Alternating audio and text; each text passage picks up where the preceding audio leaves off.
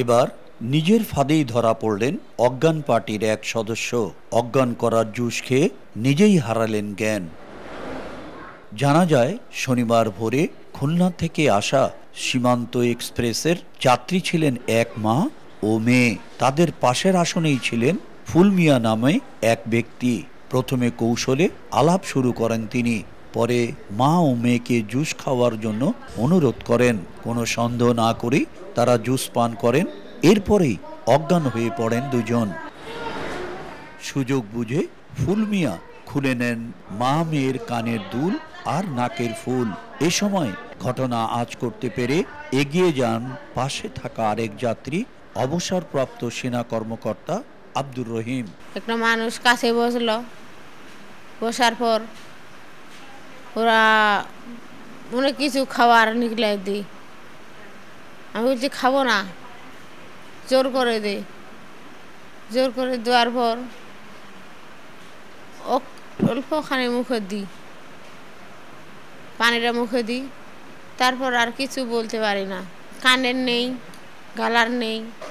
আমার মায়ের কাছে টাকা ছিল। অনেক দূরের লোক আমার সাথে ভালো ব্যবহার করবে,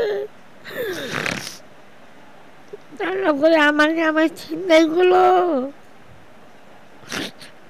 আমরা বলছি ভালো মানুষ,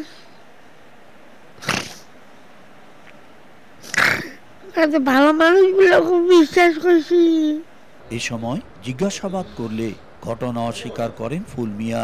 পরে যাত্রীরা মিলে তাকে সেই জুস পান করতে বাধ্য করেন। জুস পান করতেই অজ্ঞান হয়ে পড়েন তিনি। ট্রেনে একসাথে আসার সময় ওই লোক আমার বোন আমার মাকে জুসের মধ্যে এবং ফলের মধ্যে কি খাওয়াইছে, খাওয়ার পরে ওনারা অজ্ঞান।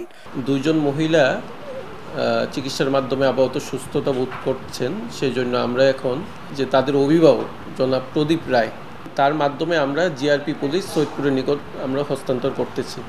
ঠিক আছে, আরেকজনের মানে এখনও চিকিৎসাধীন অবস্থায় আমাদের কাছে আছেন। তিনি সুস্থ হলে আমরা তাকে জিআরপি পুলিশের কাছে হস্তান্তর করে দিব। বর্তমানে ভিকটিম দুজন হাসপাতালে চিকিৎসাধীন আছে এবং যে আসামি যাত্রীগণ দ্বারা ইনি মারধরের শিকার হয়, ইনিও হাসপাতালে ভর্তি আছে।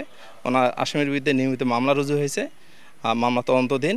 আসামি হাসপাতালে ভর্তি আছে, ইনি সুস্থ হলে আমরা বিজ্ঞ আদালতে প্রেরণ করব। ঘটনাটি ঘটেছে খুলনা থেকে ছেড়ে আসা চিলাহাটিগামী সীমান্ত এক্সপ্রেস ট্রেনে। শাকির হোসেন বাদল, সময় সংবাদ, নীলফামারী।